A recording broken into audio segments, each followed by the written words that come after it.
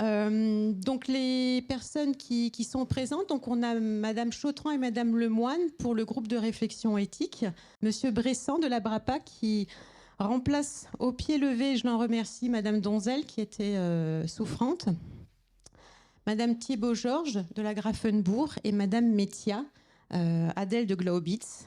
Bonjour à tous, donc moi c'est Catherine Métia, je suis adjointe de direction à l'hôpital Saint-Vincent d'Eau de Rennes, infirmière de formation, ayant mis les pieds dans les soins en tant qu'agent de service hospitalier, aide-soignante, après cadre de santé. Et j'ai aussi un master 2 de philosophie en parcours soins éthiques santé. Je viens vous parler d'un projet qui a eu lieu en 2023 dans notre établissement, qui est la réalisation d'une semaine de l'éthique et de la bientraitance, qui a donc eu lieu en octobre 2023. Donc l'hôpital Saint-Vincent d'Eau de Rennes, c'est 30 lits de services médicaux et de réadaptation polyvalents, 99 lits d'EHPAD, dont 10 lits d'unités de vie protégées.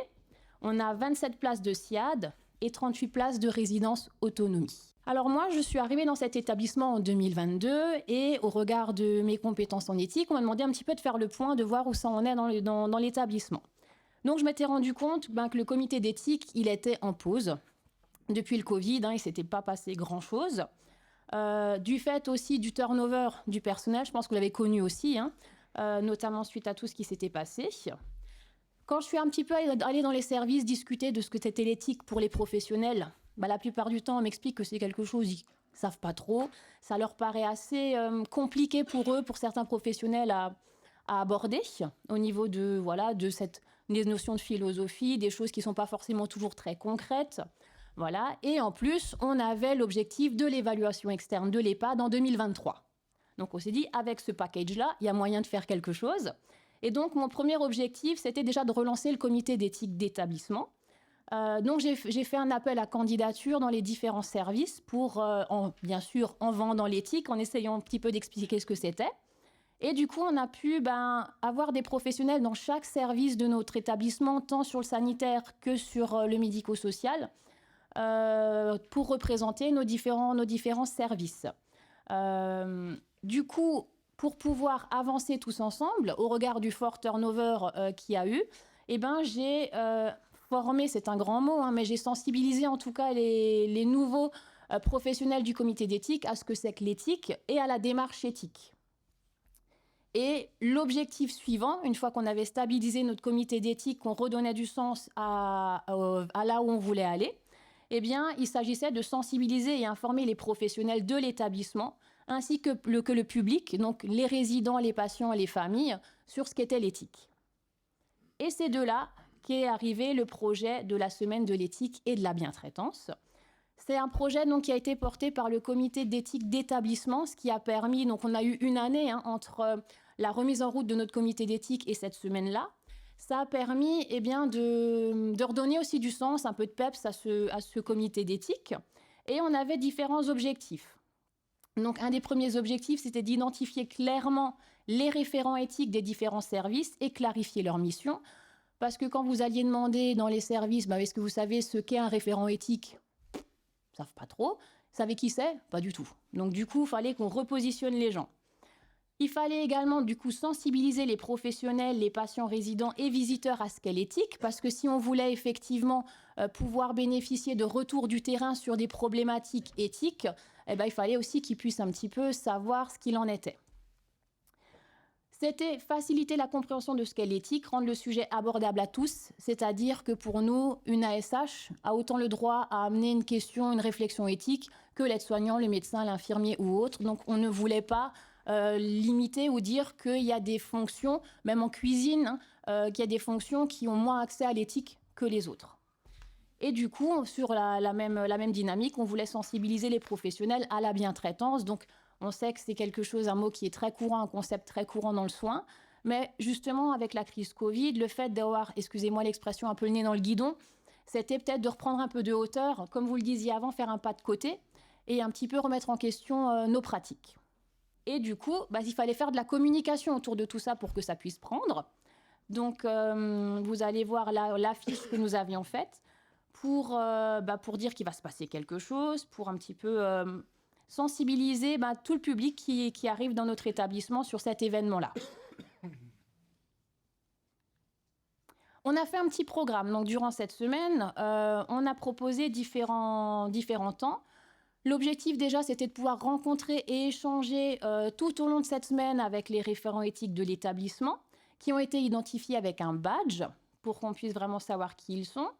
Et on a proposé sur la semaine de créer un arbre de la bienveillance, c'est-à-dire qu'on voulait symboliser d'une certaine manière cette semaine-là et surtout arriver de nouveau à fédérer les équipes ensemble.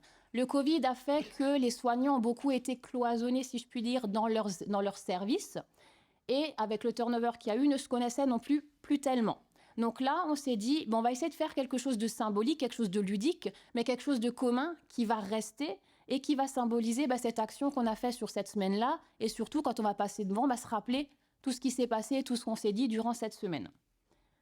D'un point de vue plus éthique, on a proposé des exercices, un exercice de pensée, le fameux dilemme du tramway, pour un petit peu illustrer qu'est-ce que ça pouvait être un dilemme, un petit peu en quoi les émotions pouvaient avoir une importance dans nos points de vue, et surtout permettre aux professionnels d'entendre que l'autre n'a pas forcément le même avis que soi, et de pouvoir partager ensemble, de pouvoir libérer la parole, que chacun puisse donner son avis sans être jugé. Donc on a fait cet exercice-là. J'ai fait une petite conférence sur ce qu'est l'éthique à destination des professionnels, des résidents et des familles, pour justement un petit peu expliquer simplement à quoi ça consistait, comment ça se passait dans l'établissement. On a fait un café de la bientraitance, donc là c'était pour permettre aux professionnels dans un temps convivial de partager sur leurs pratiques, de prendre, comme dit, de la hauteur et un petit peu se remettre en question, prendre les trucs positifs d'un service pour le transposer à l'autre et vice-versa. Voilà, ça c'était vraiment les grands temps qui ont été formalisés durant cette semaine. Alors, je vous parlais avant du badge référent éthique, donc on leur a créé des badges à tous les référents éthiques. Ça prête à sourire, mais en même temps, ils sont super fiers de l'aborder parce que ça matérialise une mission. Ça leur donne une forme d'identité aussi au sein de l'établissement. Donc, du coup, ça a permis déjà aux gens de les identifier. Et pour les référents éthiques, un sentiment de valorisation un petit peu de cette fonction au sein de l'établissement.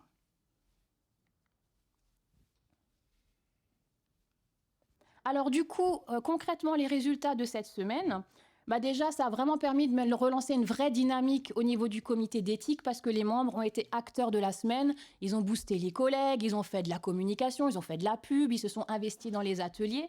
Donc du coup, aujourd'hui, le comité d'éthique, on parlait avant de tout ce qui était communication. Et la communication, elle est fluide. Ils se parlent, ils prennent leur mission vraiment très à cœur. Et moi, avec ma casquette d'adjointe de direction, si je puis dire, j'avais les mains dans le cambouis comme eux. On a partagé les mêmes choses. Et du coup, je suis au même niveau, on va dire, dans le comité d'éthique, quand on en échange. Du coup, comme je vous ai dit, une valorisation de la mission de référent éthique. Les professionnels ont pu mieux comprendre ce que c'était que l'éthique. Ils sollicitent davantage le comité d'éthique. Donc, du coup, ça prouve bien que cette espèce de barrière de se dire « Ah, mais je ne sais pas si je vais en parler parce que je ne suis pas sûre que ce soit de l'éthique », maintenant, la parole est bien plus libre et les professionnels vont vraiment plus facilement vers les référents éthiques. Pour ce qui est des résidents, ils m'ont dit « J'ai pas tout compris, mais c'était bien ». Donc, je me dis « Il y a quand même la moitié de l'objectif qui a été atteint ». Ça a été convivial parce que, comme je vous ai dit, on a créé aussi un arbre de la bienveillance tous ensemble. Donc, on a vraiment fait quelque chose qui sortait du côté un peu rigide, parfois du cadre de l'établissement, de justement cette notion d'évaluation qui arrivait. On a essayé de mettre un peu de légèreté dans les années qu'on a vécues, qui étaient quand même assez difficiles. Et du coup, voilà, les équipes se sont de nouveau rencontrées et on a relancé une dynamique. Donc, ça a pu favoriser le partage d'expériences, bien sûr, entre eux, et une prise de hauteur sur les pratiques quotidiennes. Et en plus, on a eu quand même une reconnaissance dans le cadre de l'évaluation externe. Donc, nous, on l'a eu en novembre 2023. Donc, tout ce qui est relatif à la thématique bientraitance éthique, donc on était très bien notés et on a eu le droit à 2 étoiles sur 2 critères. Donc, on en est quand même très fiers. Et comme vous le disiez avant, ça rebooste les équipes. Ça a donné du sens à ce qu'ils ont fait. Ils se sont sentis fiers et ils en sont encore très fiers aujourd'hui. Donc, du coup, c'est vraiment une expérience positive aussi, cette évaluation et cette reconnaissance qu'il y a pu y avoir derrière. Par contre, ça a eu peu de succès auprès de l'entourage au niveau des patients, des résidents. Alors c'est sûr que la conférence était à 14 heures. Est-ce que c'était peut-être l'horaire qui n'était pas adapté? Est-ce que c'est le sujet qui leur parlait moins? Je ne sais pas. Du coup, si on réitère peut-être pas une semaine, mais une journée ou autre, on va réfléchir la chose peut-être un peu différemment pour toucher aussi le public visiteur, famille, entourage. Voilà, et donc voilà notre arbre de la bienveillance qui trône dans le hall d'entrée. Et voilà, qui nous rappelle toujours ce travail d'équipe qu'on a pu faire ensemble, ce partage de valeurs. La question, en fait, il devait noter sur les feuilles de l'arbre, la bienveillance, c'est quoi dans votre exercice professionnel? Et chacun pouvait mettre un mot, une phrase, un dessin.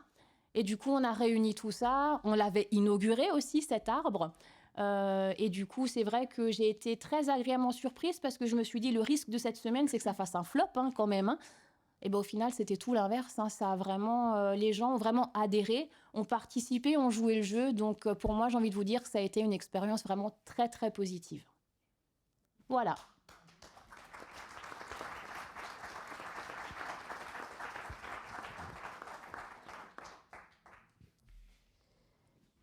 Merci beaucoup.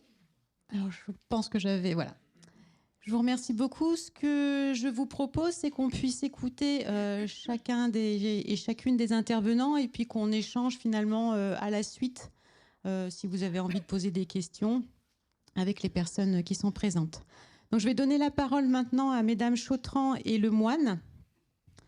Je ne vais pas en dire plus, en fait, vous allez vous présenter. Bonjour à tous. Bonjour.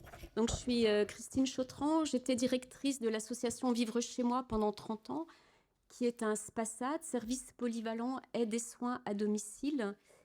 Et j'étais présidente et maintenant vice-présidente de l'association des infirmiers coordinateurs des SIAD, donc service soins infirmiers à domicile du Bas-Rhin.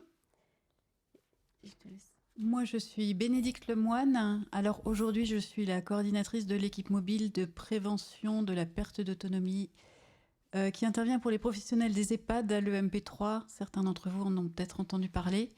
Mais au moment de l'existence de ce groupe de réflexion éthique, j'étais pilote Maya. Donc c'est à ce titre que j'interviens aujourd'hui. Donc nous allons vous présenter ce qu'est cette démarche et quelle était l'origine. Donc, comme je le disais tout à l'heure, l'association des infirmiers coordinateurs des SIAD du Bas-Rhin a été créée en association en 2005. Et nous avions l'habitude d'organiser chaque année des rencontres pour les équipes aides-soignants des SIAD du département autour de thèmes en lien avec les soins à domicile. Puis nous avions mis en place des rencontres de questionnement éthique, en tout cas de questionnement sur des sujets préoccupants, des difficultés rencontrées au quotidien entre infirmières coordinatrices, avec l'appui du professeur Bertel à l'époque. En 2017, nous avions organisé une rencontre à Strasbourg à laquelle nous avons invité les partenaires avec qui nous travaillons. Nous avions l'habitude de travailler à domicile et tous les intervenants que nous connaissions sur le thème refus de soins. Et cette rencontre ça a été vraiment un point de rencontre et de collaboration avec les pilotes Maya, donc avec entre autres Bénédicte, qui avait également cette nécessité de questionnement en interprofession, en pluridisciplinarité, sur des situations complexes rencontrées à domicile au quotidien et toujours sur le fil. De là, nous avons constitué le groupe Réflexion éthique. Alors, on l'a appelé SIAD Maya parce qu'on avait ce partenariat entre les SIAD, notre groupement de SIAD, et les Maya 67, qui a vraiment permis de s'ouvrir à tous les intervenants travaillant à domicile autour de questionnements émanant de situations rencontrées sur le terrain. Juste petite parenthèse, retour en arrière. Les Maya, je n'ai pas précisé ce que c'était. C'était un service pour les personnes âgées qui restaient à domicile pour qu'elles puissent rester à domicile le plus longtemps possible, avec un suivi par des gestionnaires de cas de situations complexes et puis l'animation d'un réseau de partenaires sur différentes problématiques qui nous concernaient tous. Donc c'était bien le domicile, notre lieu d'intervention. Alors quand on a constitué ce groupe de réflexion éthique, quand on a commencé à se poser des questions, nous on a éprouvé le besoin de travailler avec des personnes spécialisées. On n'a jamais complètement su comment les appeler, sachants, experts, professionnels spécialisés. Mais du coup, on a cherché juristes, psychologues, sociologues, gériatres, spécialistes de l'éthique pour nous appuyer dans notre fonctionnement et notre organisation. On voulait croiser les regards de ces différentes spécialités et puis poser le cadre autour de situations cliniques qu'on rencontrait dans notre pratique quotidienne. Donc on les a trouvés, ces professionnels, et puis rapidement on a souhaité formaliser notre groupe via une convention signée par nos porteurs. Alors il y avait l'association des IDEC des SIAD du Bas-Rhin, et puis pour les Mayas c'était la CEA, la Collectivité Européenne d'Alsace, qui les portait.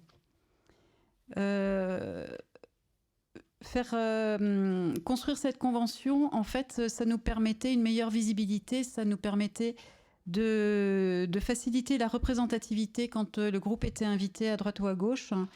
Et puis, ça nous a permis de nous donner et de discuter ensemble d'un règlement intérieur.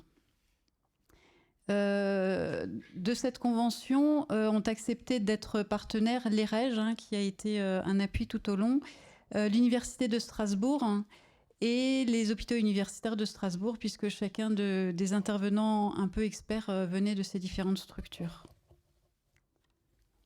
Donc les spécificités de ce groupe et de ces rencontres, c'était vraiment de permettre à tous les intervenants œuvrant à domicile de se rencontrer, de réfléchir ensemble. Et ces temps de rencontre, on ne voulait pas qu'elles soient réservées aux directeurs, aux responsables de structure. J'étais responsable de mon association, j'avais des lieux de rencontre avec des pairs, avec des fédérations, etc.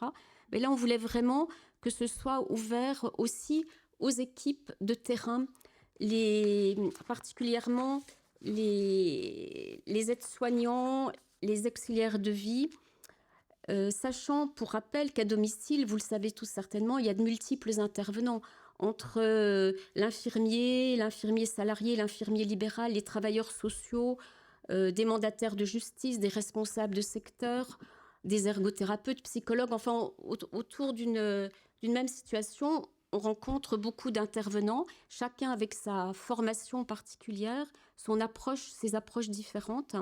Et c'était vraiment un lieu d'échange et de rencontre.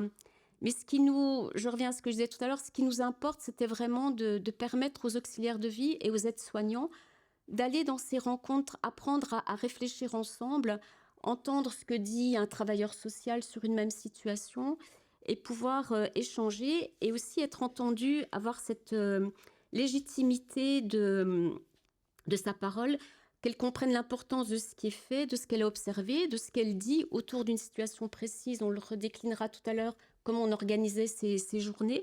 Mais ça permettait aussi de diffuser, de permettre au personnel de terrain, vraiment, qui sont finalement les plus en difficulté, parce qu'ils sont en proximité, au jour le jour, longtemps avec les personnes fragiles. Donc c'était vraiment cette spécificité qui n'existait pas encore. Et dans les structures, les temps de transmission connus, on n'avait pas encore obligatoirement de réflexion éthique dans ces réunions-là.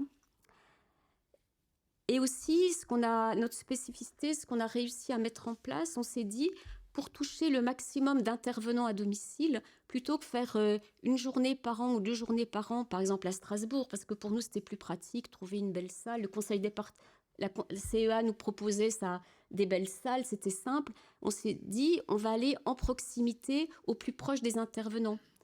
On sait bien que le temps est compté dans les structures, le travail est difficile.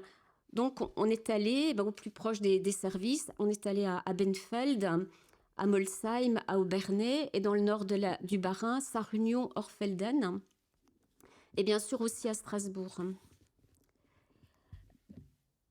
Les thématiques qu'on choisissait étaient toujours en lien avec des situations rencontrées sur le terrain qui étaient apportées par les SIAD, donc c'était des situations plus médico-sociales, mais aussi par les pilotes Maya qui nous apportaient des réflexions des difficultés rencontrées sur le terrain plus sociales.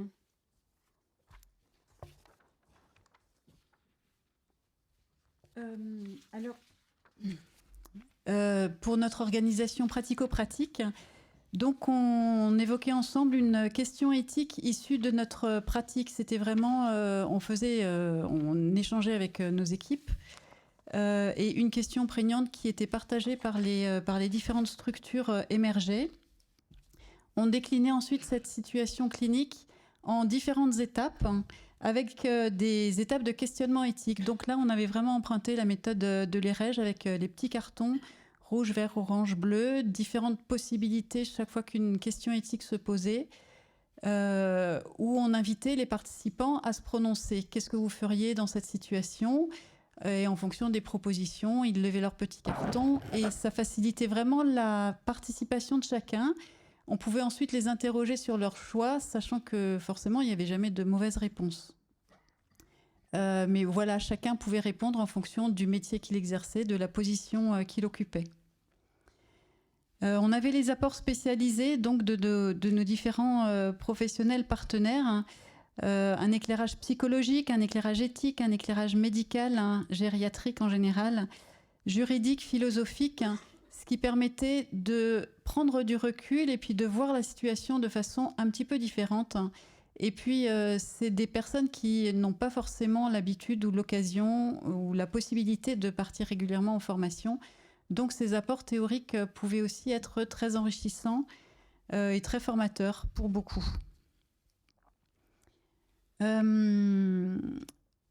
Pour toucher le maximum de personnes, Christine vous l'a dit, on allait sur les territoires.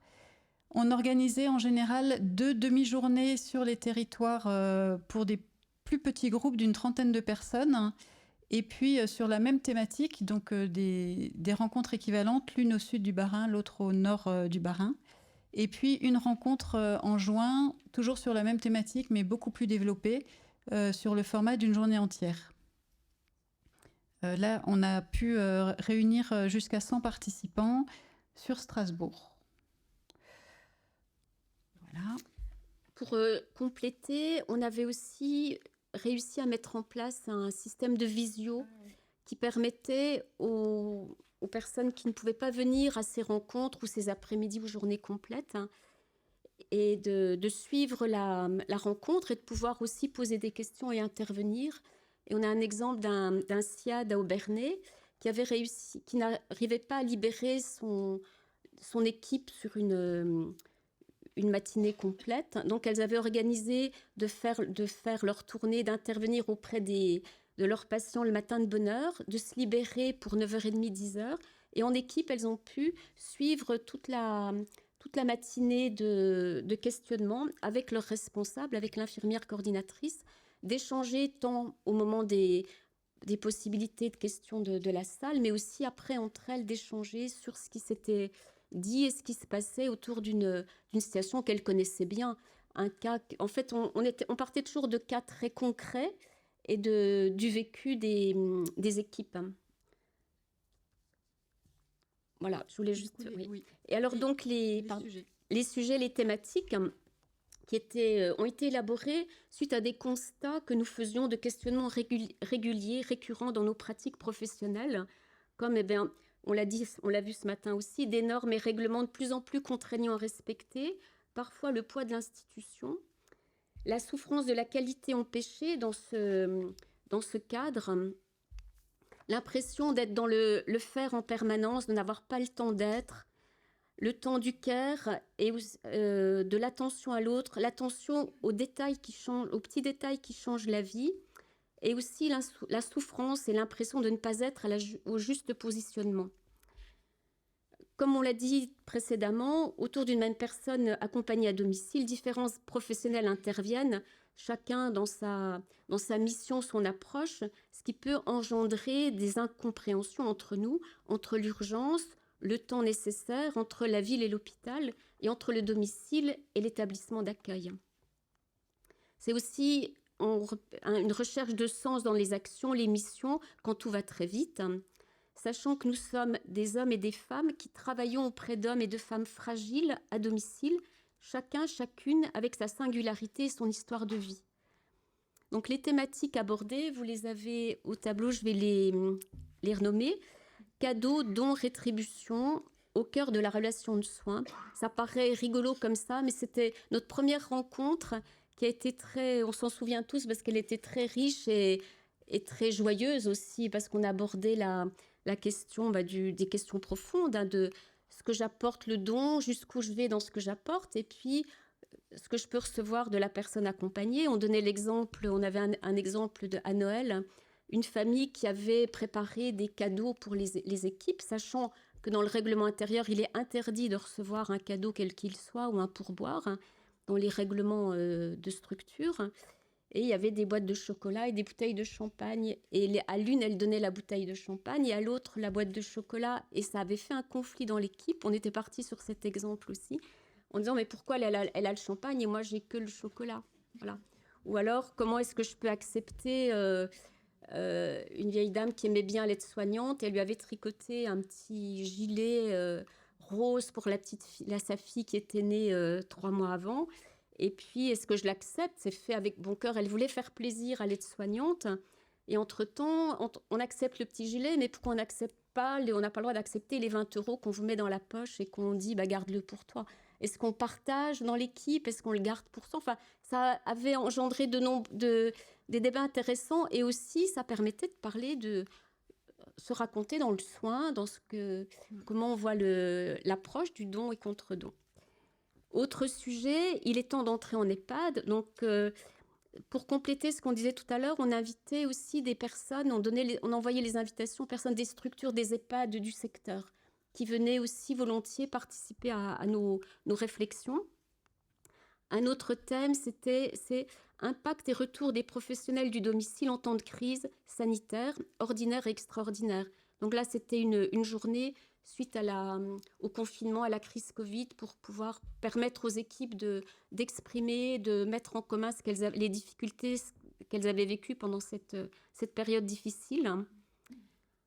Autre thème, accompagner la fin de vie à domicile. Ensuite, alimentation des personnes âgées à domicile, quels enjeux, hein, là aussi, c'était... ça paraît, on se dit, c'est un peu... trivial, c'est le quotidien, on mange, mais l'alimentation, c'est très important. Est-ce que, on avait, pour donner un exemple, une personne âgée, diabétique, veut un chocolat, et il est mis dans les protocoles et toutes les procédures qu'on a en soins à domicile, diabète, pas de sucre, interdit enfin, tout était interdit. Et puis la personne a quand même envie, ou à Noël, un brédeleu. Est-ce que j'ose lui donner? Quel est le droit, le respect du droit de la personne à avoir envie de manger un brédeleu ou un chocolat? Ou de quel droit je me permets de lui interdire? Voilà. Enfin, ça, c'est vraiment des questions qui étaient intéressantes. Et la dernière rencontre était autour de faire évoluer la loi sur la fin de vie.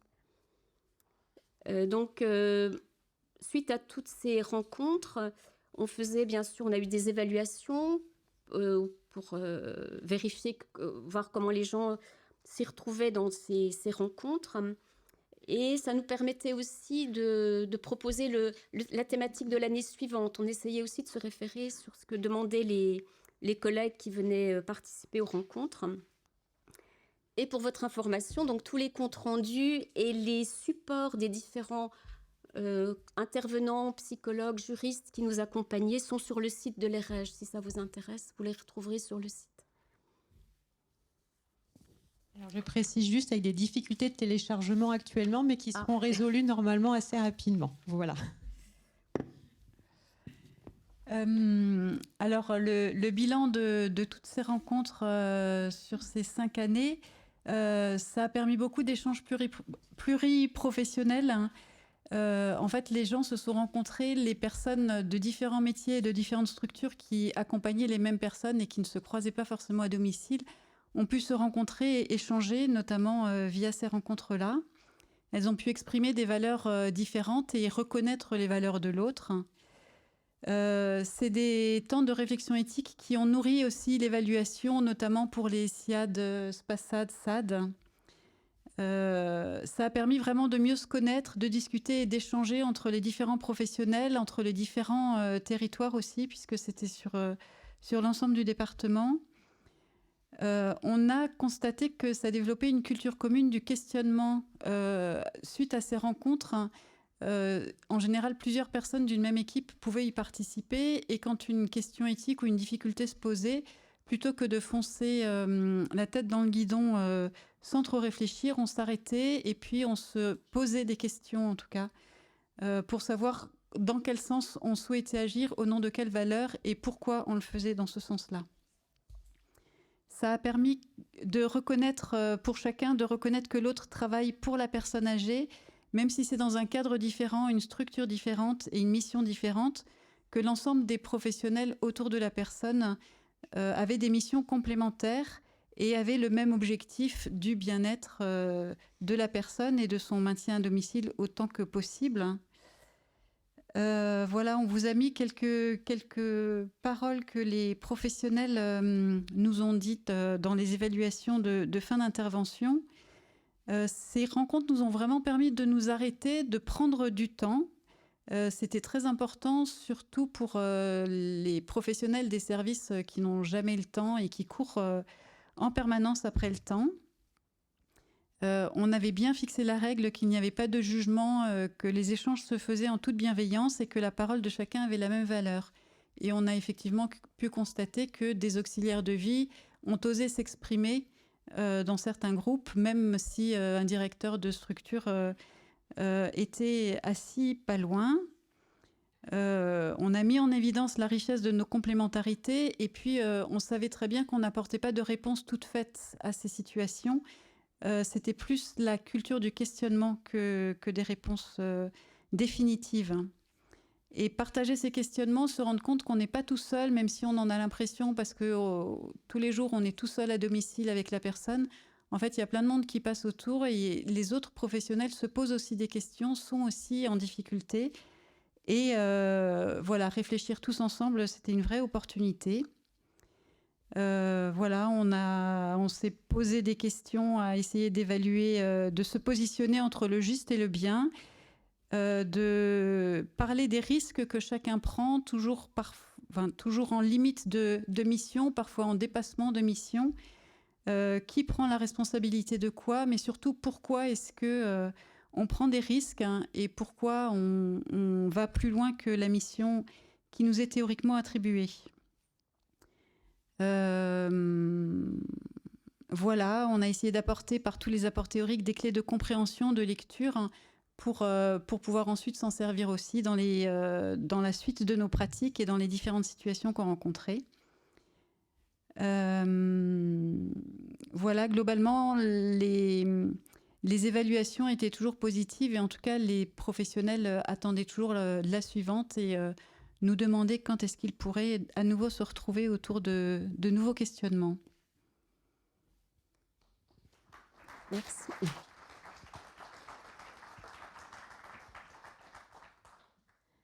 Merci beaucoup. C'est une illustration qui répond en partie peut-être à une question qui a été posée en fin de matinée, effectivement, sur la manière dont on peut développer une réflexion éthique dans le cadre d'une profession qui est au domicile, donc avec des personnes qui sont dispersées et qui sont souvent seules, isolées dans leur pratique. Madame Thibault-Georges, je vous laisse allumer votre micro. Bonjour à tous, donc je suis... C'est allumé. Allumé, ça marche? Oui. Donc je suis Amélie Thibault-Georges, psychologue. Je travaille à l'hôpital de la Grafenbourg, qui est un petit hôpital public de santé sur Brumat, donc au nord de Strasbourg. C'est un hôpital qui accueille essentiellement des personnes âgées, enfin uniquement d'ailleurs des personnes âgées. Donc on a à la fois un pôle sanitaire et un pôle médico-social. Donc il y a, pour vous donner une idée, à peu près 339 places d'accueil dans notre hôpital. La direction est commune également avec l'EPSAN depuis peu. Donc l'EPSAN, c'est l'établissement public Santé Alsace Nord, donc la psychiatrie du secteur de Brumat, donc depuis 2022.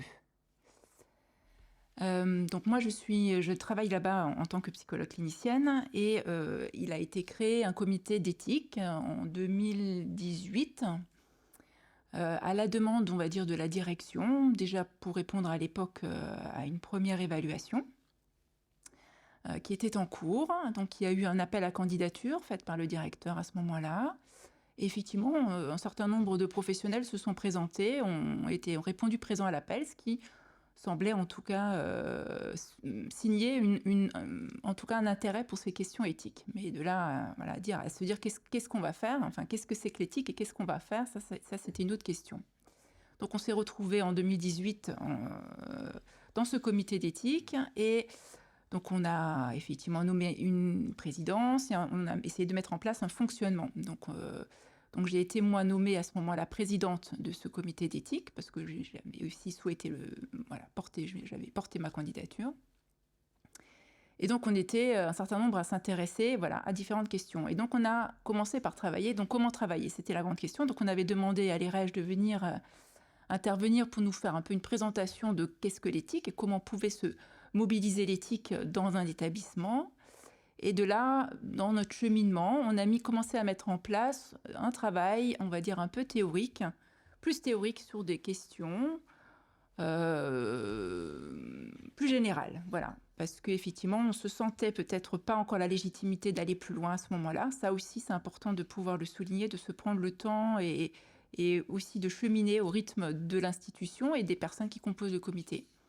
Donc on a travaillé sur des questions qui ont été celles de l'admission, notamment quand il n'y a pas de consentement, quand le consentement est difficile à obtenir. Nous avons travaillé sur une question aussi concernant plus généralement la place laissée au comportement d'opposition dans certains services, notamment aux UVP par exemple. Voilà, comment est-ce qu'on accueille les patients qui peuvent comme ça être dans une agressivité, dans une opposition. Est-ce qu'on médique? Est-ce qu'on propose d'autres choses? Enfin voilà. Donc ça a donné lieu comme ça on a rassemblé un peu des éléments théoriques, on est allé à la rencontre des équipes, on a essayé d'avoir également leur retour et leur questionnement à leur endroit pour essayer effectivement de réfléchir ensemble. Donc on se réunissait 3-4 fois dans l'année, pas beaucoup, c'était pas beaucoup. Et on avait décidé de faire une synthèse et puis de faire un écrit. Donc, se poser la question aussi de la diffusion, de la traçabilité de ce travail. Et aussi la question de l'anonymat, c'est-à-dire et de la confidentialité. Parce que ça aussi, à partir du moment où on écrit, on diffuse, il faut savoir qu'est-ce qu'on diffuse, qu'est-ce qu'on écrit, comment on écrit, voilà. Donc ça a été un premier temps de travail. Et puis après est venu le Covid, où les choses se sont un petit peu ont été mises en stand-by. Et après le Covid, on a relancé ce travail du comité d'éthique. Les choses reposant quand même beaucoup sur mes épaules. Une grosse partie, donc je vous parle en même temps des problématiques qu'on a rencontrées. Une grosse partie de l'équipe du comité d'éthique à ce moment-là avait quitté l'établissement, donc il s'agissait de relancer cette question-là parce qu'elle nous tenait quand même à cœur. Il y avait beaucoup de tensions aussi à ce moment-là avec le personnel médical et de la direction, donc j'avais sollicité à ce moment-là l'EREJ également pour venir faire tiers. Ça aussi, c'est une question importante aussi, de la réflexion éthique, de comment faire tiers dans un fonctionnement et dans une prise en charge au quotidien des patients et des questions qui peuvent se poser. Donc ça a donné lieu effectivement à une réunion très intéressante. On a pu revenir effectivement sur peut-être aussi la souffrance des soignants, même si ça n'est pas un groupe de parole, peut-être pas un groupe de parole les temps éthiques, mais quand même ça a aussi donné lieu à la possibilité de parler de ce qui a été difficile pendant la période du Covid, des décisions qui ont pu être prises et qui sont allées à l'encontre de la liberté des patients, avec une grosse frustration de la part des équipes par rapport également à l'accompagnement de fin de vie. Tous ces éléments-là ont pu être amenés à ce moment-là et qui ont permis en tout cas de déployer comme ça une réflexion pour pouvoir aussi peut-être mettre en place un peu des garde-fous sur les situations à venir. Mais ça ne nous satisfaisait pas. On n'était pas suffisamment satisfait de ce qui se passait là au niveau du comité d'éthique. Et puis on s'est dit, il faut qu'on soit dans une approche plus clinique des situations. Il faut qu'on soit plus proche des équipes. Il faut que ça puisse parler des équipes. Plus se réunir entre nous là en comité d'équipe 3-4 fois dans l'année. Ok, on parle entre nous, c'est chouette, c'est sympa, mais finalement, ça ne touche pas vraiment l'établissement ni les soignants. Donc moi j'avais remobilisé la direction à ce moment-là, disons que effectivement c'est important qu'on puisse continuer de réfléchir à l'éthique dans l'établissement, mais il faut pouvoir remobiliser les choses aussi au niveau de la politique institutionnelle, donc de la direction et de la gouvernance. Il faut qu'il puisse être appui ces temps-là et qu'on puisse penser ensemble une modalité de fonctionnement qui puisse être, on va dire, intéressante pour tout le monde. Donc ça a été quand même entendu. Donc on a pu refaire un appel à candidature. De là, on a décidé de mettre en place...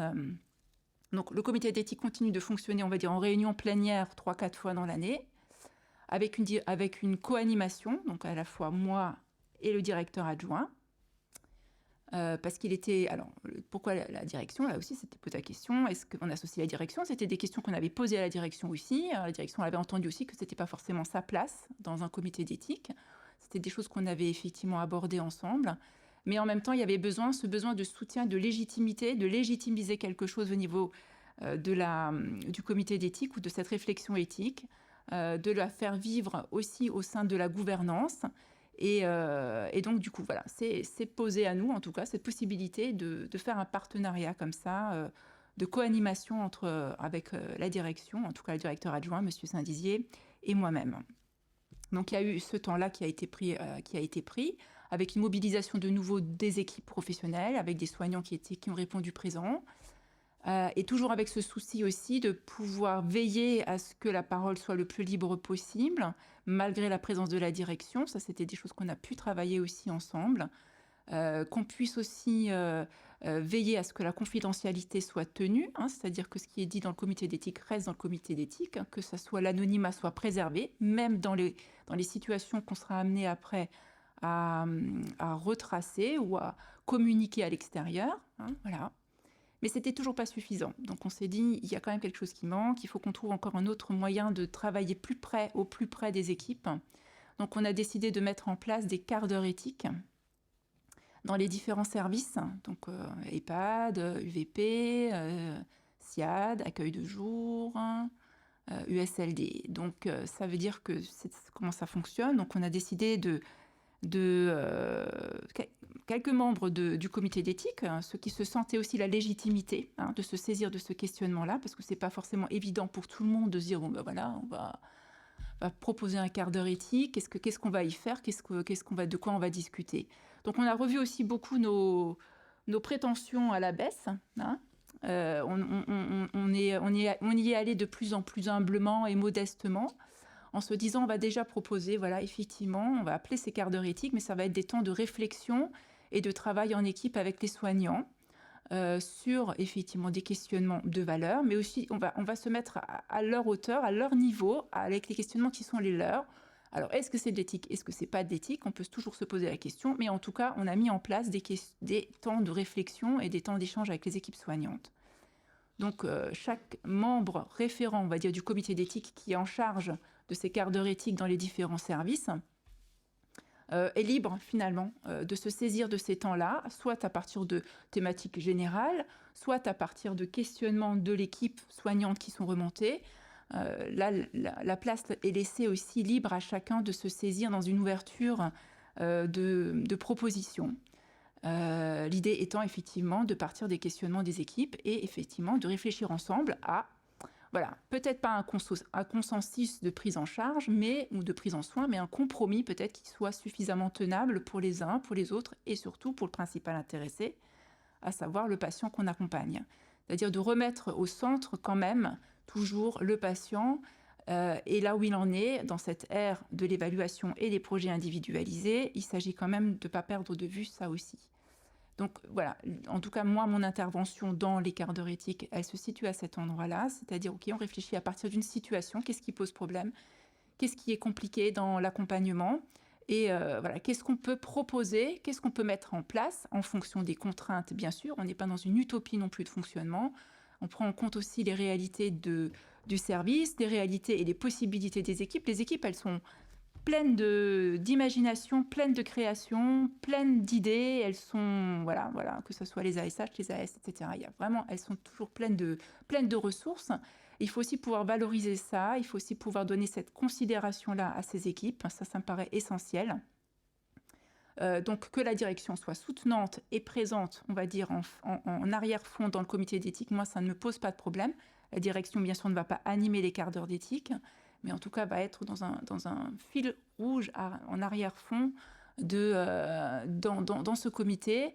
Voilà, ça me paraît important. Parce que si c'est juste pour parler, parce que des groupes de parole, etc., on a pu en mettre en place, hein, mais derrière, il faut aussi qu'il puisse y avoir quelque chose qui puisse être acté. Il faut qu'il y ait cette partenariat ou cette coopération dans les différentes sphères de l'établissement et des professionnels. Donc ces quarts d'heure éthiques, voilà, sont en place, on va dire, depuis l'année dernière.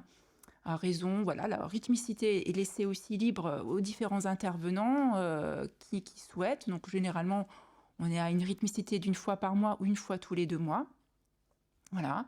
Et force est de constater que ça semble quand même plutôt bien fonctionner pour le moment en tout cas. Alors même si on est dans une ère actuellement de certification et d'évaluation, j'espère que ça n'est pas, comme disait Madame ce matin, une coquille vide et que ça pourra perdurer dans le temps, je le souhaite, parce qu'en même temps, le dernier comité d'éthique, donc réunion plénière que nous avons eue là au mois de janvier, il y avait énormément de soignants qui se sont présentés et d'infirmières, avec même des remarques me disant on n'a pas eu le dernier compte rendu, voilà, on est un petit peu en retard, voilà.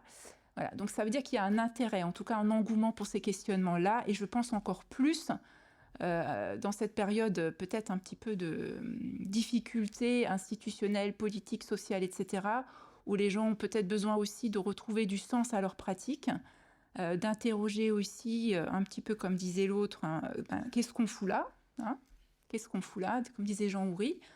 Qu'est-ce que je fais ici? Pourquoi je suis là? Et comment j'accompagne les patients? Parce que ça nous oblige, hein, c'est pas dans le sens d'une obligation de service, mais dans une obligation d'engagement, hein, d'humain à humain finalement, hein, quelque chose comme ça. Et ça, on ne peut pas faire fi de se poser la question. Voilà, tant soit peu, c'est ce qui nous permet aussi de rester professionnels, c'est ce qui permet d'y retourner, de retourner sur le terrain, malgré des difficultés qu'on rencontre, parce qu'on trouve un groupe où on peut discuter ensemble, on peut échanger ensemble, on peut réfléchir ensemble, parce que la réflexion, c'est ce qui donne le vivant à la pratique aussi. Hein, c'est pas que faire, hein, il y a aussi cette nécessité de réfléchir pour redynamiser quelque chose, parce qu'on a la tête dans le guidon, on ne voit pas toujours voilà, forcément les choses. Donc pouvoir faire comme ça, se prendre le temps de faire un pas de côté, faire brèche un peu dans le quotidien, et puis se dire, voilà, mais oui, on n'avait pas pensé à ça, on pourrait mettre ceci ou cela en place. Voilà, avec bien sûr, on reste dans la fonction publique hospitalière, mais peut-être dans toute institution finalement, une hiérarchisation qui est quand même très importante, avec nécessité aussi très protocolaire d'avoir l'aval, l'accord de, etc., etc. Mais en même temps, ça permet en tout cas de donner une ouverture. En tout cas, c'est ma volonté à moi de pouvoir offrir ça aux équipes.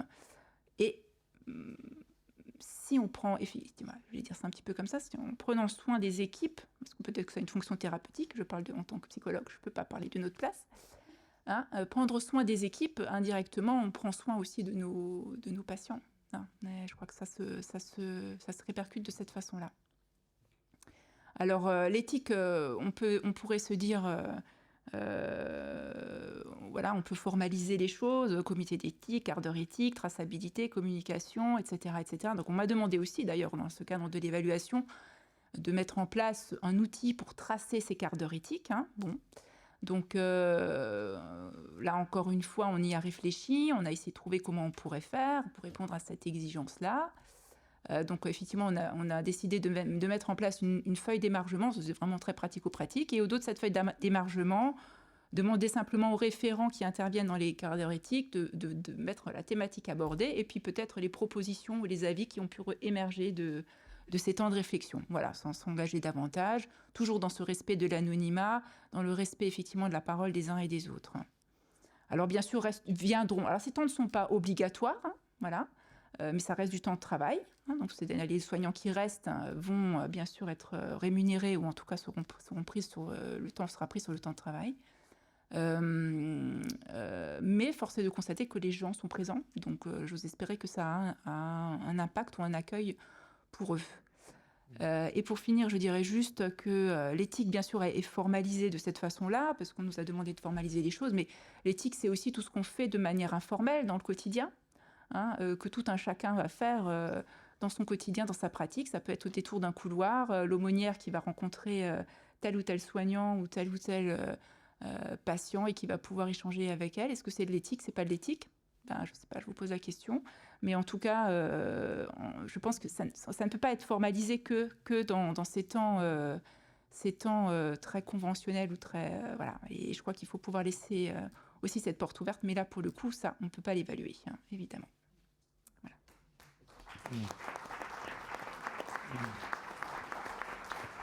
Très belle intervention.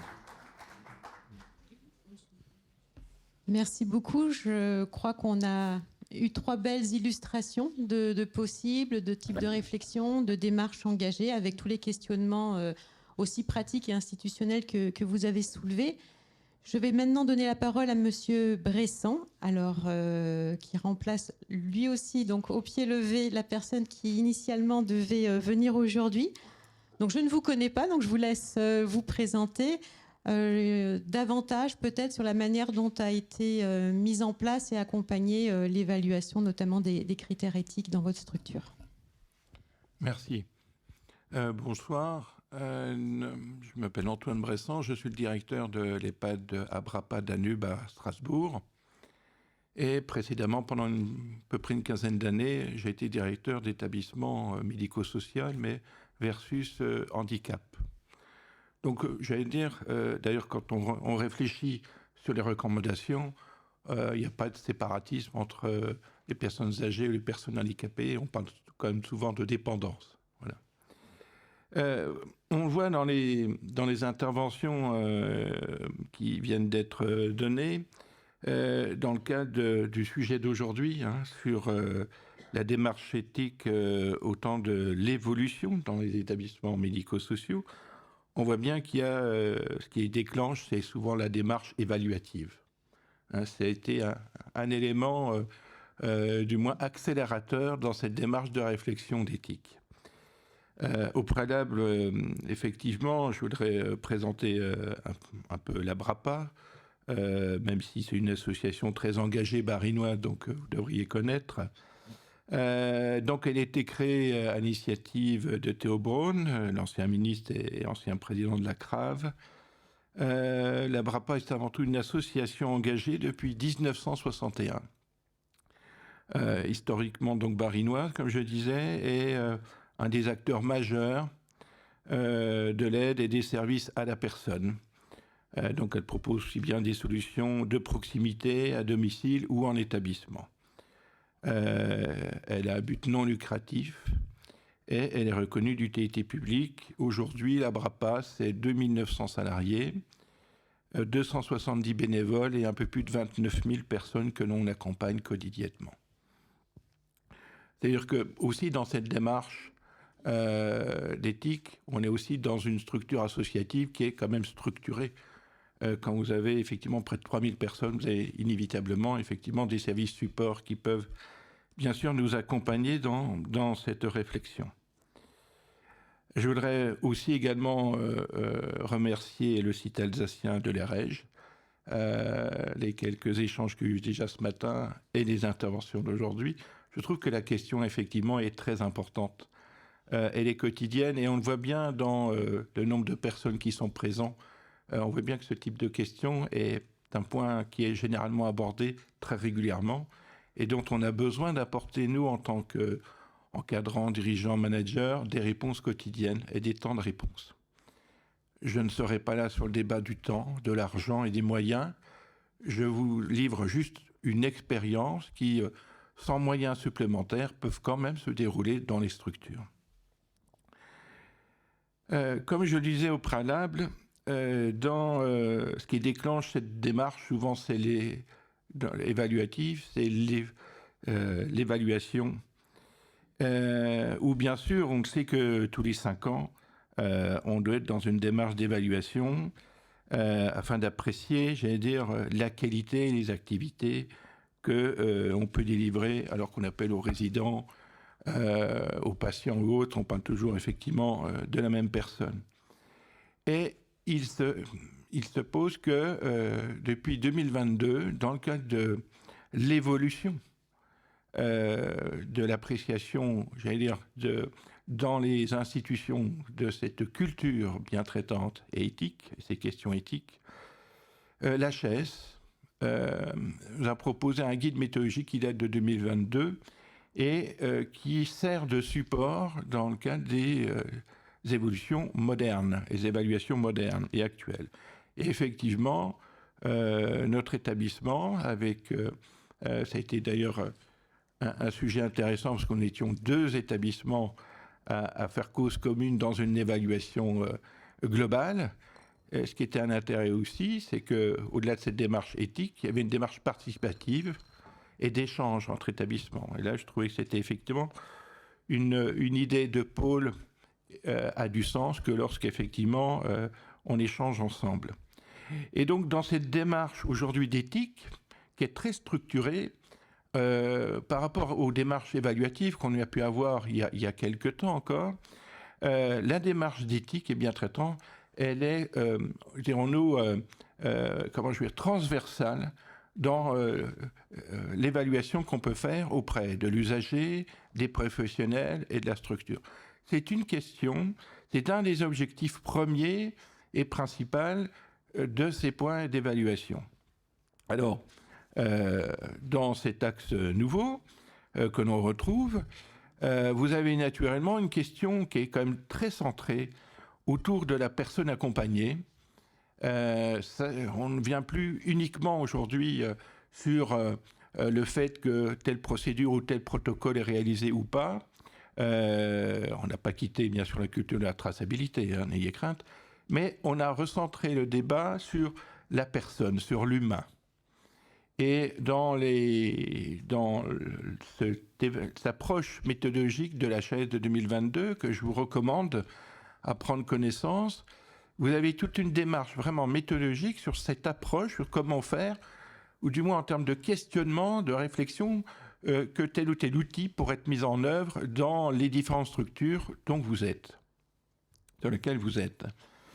Et ça veut dire qu'effectivement, l'objectif 1, c'est autour de l'usager, comme je dis, du patient, c'est de voir comment on fait quand on est à l'écoute, comment on fait, comment on le sollicite, comment il peut s'exprimer, comment il peut donner des choix, et qu'on définit la notion de l'autodétermination. Donc, on en vient à cette question primaire. L'objectif 1, c'est effectivement comment la personne, dans son environnement, peut s'exprimer et être autodéterminant dans ses choix. Et ça, c'est effectivement une question éthique qui est une base essentielle de la méthodologie telle qu'elle a été appliquée. Naturellement, un deuxième axe est fixé auprès des professionnels parce que, comme vous le signaliez tout à l'heure, l'éthique n'a du sens qu'auprès de l'usager que si cette éthique est partagée par les professionnels qui l'accompagnent. Et là aussi, 2 axes sont mis en avant. Naturellement, on demande auprès des professionnels d'identifier leur questionnement à partir de situations vécues. Et là, c'est important. Alors, je ne vais pas reprendre sur les différentes méthodes de comités, de réunions et ainsi de suite qui peuvent être créées. Moi, je suis plutôt sur la réflexion, sur la méthodologie pour mettre en place. Après, tout à chacun, ou chaque établissement, ou chaque sensibilité peut être différente pour sa mise en œuvre. Et puis, naturellement, dans ce cadre professionnel, quand on est dans ce questionnement éthique par rapport à des situations vécues et des réponses sur lesquelles on doit effectivement réfléchir et apporter des réponses, et il y a naturellement la réflexion et la sensibilité derrière ce questionnement. Eh bien, ça demande une démarche de développement des compétences. Alors, ce n'est pas uniquement autour de l'éthique, mais c'est vrai qu'il faut apporter aussi des outils de réflexion, des outils d'analyse, des outils d'évaluation, pour effectivement aborder des points et pour que ceux-ci puissent trouver, on va dire, une réponse et j'allais dire une forme de recyclage. C'est que derrière la réponse, c'est l'analyse de la proposition qui peut être faite et ensuite de voir si elle est pertinente et s'il faut l'amender ou continuer en l'état. Donc après cette analyse auprès des usagers, auprès des professionnels, naturellement, la méthodologie est autour de l'établissement, qui est un élément support. Alors, bien sûr, quand on parle d'établissement, on définit effectivement les stratégies à partir de cet élément-là. Alors, c'est là que vont être abordées les problématiques de pôle, des projets associatifs, des plans de développement, et puis des outils. Derrière cette réflexion, il y a aussi qu'est-ce qu'on met comme outil pour aborder effectivement le suivi de cette réflexion. Et au sein de la BRAPA, nous avons mis en place un certain nombre d'enquêtes. Alors des enquêtes qualité auprès des résidents, auprès des familles, auprès des professionnels pour des événements indésirables, et puis toujours auprès des professionnels, auprès de la qualité de vie au travail, parce qu'on se rend compte que l'éthique touche tout, comme dans la méthodologie de l'HAS qui est sollicitée aujourd'hui, on voit bien qu'elle est transversale. On ne peut pas la cloisonner à quelque chose d'unique. Et derrière ces documents-là, de la stratégie, naturellement, on peut apporter auprès des professionnels et auprès des usagers des documents contractuels, que ce soit livret d'accueil, projet d'établissement, toutes les questions d'action et de sensibilisation, sur lesquels on a des supports écrits, sur lesquels le professionnel peut s'appuyer comme l'usager pour que ces questions-là, qui peuvent être différentes d'une personne à l'autre, mais puissent au moins être abordées. Donc sur la méthodologie aujourd'hui de l'HAS 2022 et qui est en place, celle-ci elle est extrêmement formateur, je dirais, à plusieurs titres. Elle nous questionne sur notre fonctionnement au quotidien. L'idée qui était bien sûr présente, c'était pas d'établir un seul plan d'action pour être conforme à une évaluation à un jour J et d'oublier le lendemain ce qu'on avait proposé la veille. Ça veut dire que ça nous a engagés effectivement dans une réflexion beaucoup plus longue, beaucoup plus personnelle et en groupe de travail pour voir si effectivement par rapport à ce listing de questions qui nous amènent à apporter des réponses, comment on se situait, comment on pouvait avoir une démarche d'évaluation progressive, et puis celle qui n'existait pas, qu'est-ce qu'on pouvait mettre en œuvre pour qu'à terme ou à moyen terme, elle puisse être mise en œuvre. Ça permet aussi d'apporter aussi derrière cette méthodologie, là je parle au niveau de l'encadrement, une position institutionnelle quotidienne logique, parce qu'on a effectivement un support, un guide qui nous donne effectivement des sujets d'action et de réflexion. Et quand on parle effectivement d'amélioration continue de la qualité, ce registre comme d'autres, je ne vais pas faire la référence de tous les registres, mais je vous en citerai 3 qui sont pour moi aussi 3 éléments importants. Quand on veut travailler effectivement ces questions d'éthique au sein des établissements, comme je disais, mon propos, ce n'était pas de vous dire ce qu'on a fait, c'était de vous dire quels étaient les documents qu'on a pu utiliser pour que vous puissiez vous-même vous les approprier et quelque part faire la même méthodologie. Ce qui nous a apporté effectivement dans la position institutionnelle quotidienne, et je pense que dans le monde de la dépendance et des EHPAD, c'était l'approche de l'écriture. On n'écrit pas toujours ce que l'on fait. C'est dommage parce que l'évaluateur va vous demander à chaque fois, mais prouvez-moi que ce que vous me dites, vous le faites. Et tout le monde sait que dans cette salle, les gens sont investis. Mais ils ne le disent pas suffisamment ou ils ne l'écrivent pas suffisamment. Et donc, au-delà des protocoles qui ne sont pas toujours lus, il existe l'inculture, des fois, de la simple écriture de ce que l'on fait. On fait des réunions d'équipe, très bien, et on oublie simplement de faire une synthèse de quelques lignes pour dire ce qu'on a dit. Et ça permet effectivement aussi, pour les gens qui sont en vacances ou absents ce jour-là, de se réapproprier l'exercice des jours où ils n'étaient pas présents. Donc la culture de la traçabilité, parce que c'est le mot que j'ai entendu plusieurs fois avec le mot évaluation, c'est ce que je disais, la culture de l'écrit. Et ce qui permet effectivement, derrière l'écrit, de nous assurer une traçabilité. Alors, la traçabilité, elle est à tous les niveaux, ce qui est attendu, et pas uniquement qu'au niveau du circuit des médicaments, mais c'est aussi sur la propreté, sur l'hygiène, sur les prises de température. Enfin bref, il y a énormément aujourd'hui d'éléments qui font qu'on doit tracer ce que l'on fait.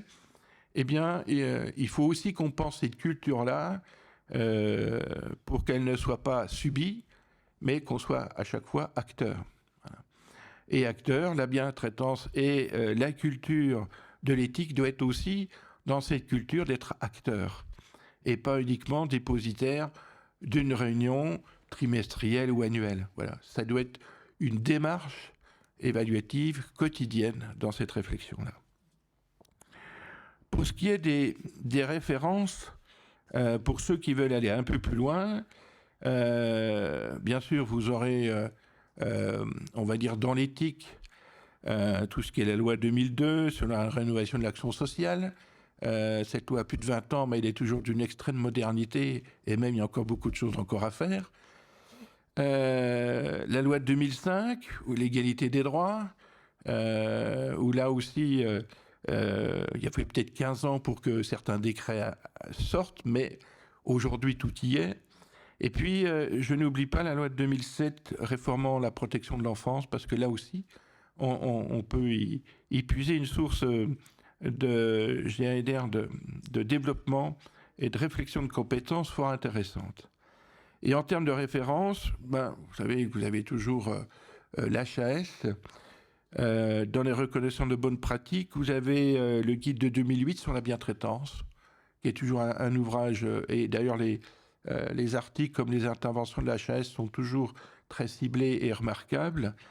Vous avez également le questionnement éthique qui date de 2010 dans les recommandations de la HAS.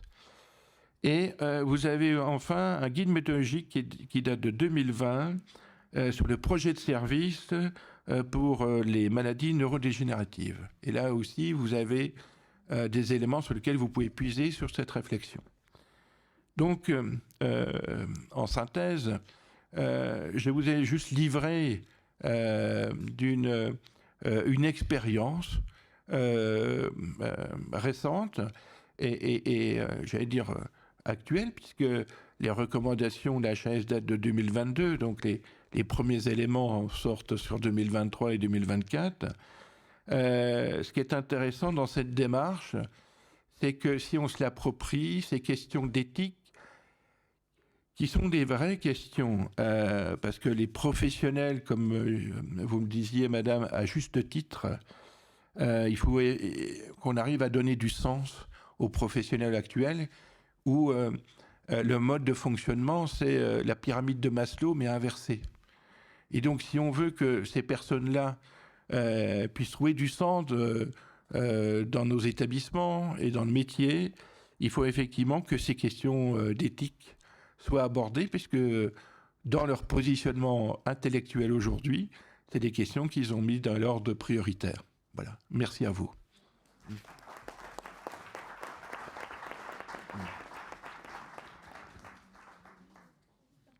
Merci. Ce qu'on avait donc convenu, et c'est pour ça que tout le monde est resté à la table ronde jusque présent, c'est de pouvoir échanger, que vous puissiez poser vos questions au vu de ce que vous avez entendu. Et comme ça, pouvoir débattre alors sur des questions éventuellement sur ce qui a été fait dans telle ou telle structure, peut-être des difficultés qui ont été rencontrées, des points hyper positifs qui en sont ressortis. Voilà.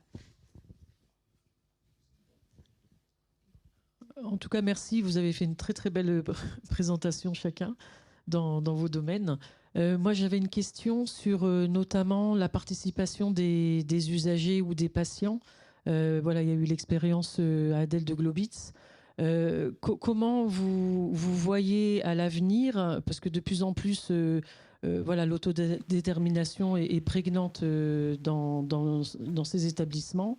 Comment vous allez envisager la participation des usagers ou des patients dans leur accompagnement, hein, parce que j'entends qu'il y a des démarches, il y a des questionnements éthiques, mais est-ce que vous avez fait dans vos pratiques une information aux patients sur, ben voilà, moi j'ai une question éthique, vous parlez de contention, est-ce que le patient ou l'usager a la possibilité, alors comme pour les réclamations, il a la possibilité d'avoir, enfin, est-ce que vous avez une procédure ou une démarche pour qu'un patient ou un usager puisse poser une question éthique à l'établissement? Qui se lance, Madame Thibault-Georges? Oui, c'est une question qui reste encore entière actuellement chez nous à la Grafenbourg. Officiellement, il y a un membre de la commission des usagers qui fait partie du comité d'éthique. Voilà. Officiellement, ça c'est sur le papier, mais cette personne effectivement est conviée aux réunions. Elle est dépositaire des comptes rendus, mais elle ne vient pas forcément. Voilà. Alors, ce qu'il en est par rapport à la diffusion de l'information du comité d'éthique à l'égard ou vers les familles, pour le moment, effectivement, on n'a pas suffisamment développé ce point, ça c'est sûr, on le sait. C'est un point qui reste problématique. On y réfléchit parce que, voilà, se pose toujours cette question-là. D'ailleurs, c'était un point qu'on avait abordé, je crois, une fois avec les REG, où effectivement, ben voilà, est-ce que la place de la famille est forcément... ça a du sens forcément lors des comités d'éthique. Tout dépend. Alors là, je pense qu'il faut pas, voilà, il faut pas retomber dans le il faut. Et essayer de ne pas systématiser les choses.